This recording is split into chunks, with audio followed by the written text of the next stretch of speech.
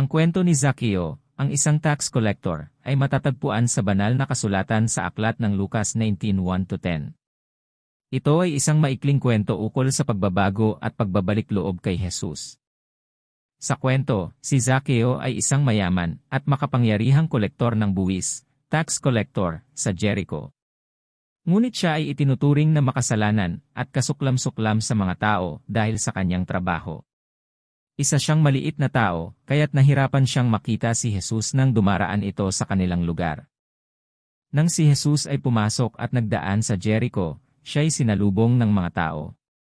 Upang makita ni Zaccheo si Jesus, siya'y umakyat sa isang puno ng sikomoro. Nang dumaan si Jesus sa ilalim ng puno, tinitigan niya si Zaccheo at sinabi niya, "Zaccheo, bumaba ka, tutuloy ako ngayon sa inyong bahay." Ipinakita ni Zaccheo ang kanyang kagalakan at agad na bumaba mula sa puno at tinanggap si Jesus sa kanyang bahay.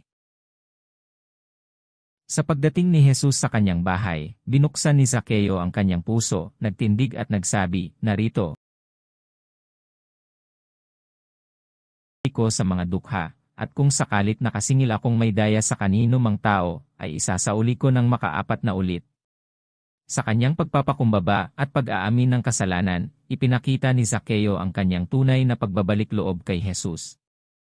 At sinabi sa kanya ni Jesus, "Ngayon ay dumating ang kaligtasan sa bahay na ito, yamang siya rin ay anak ni Abraham.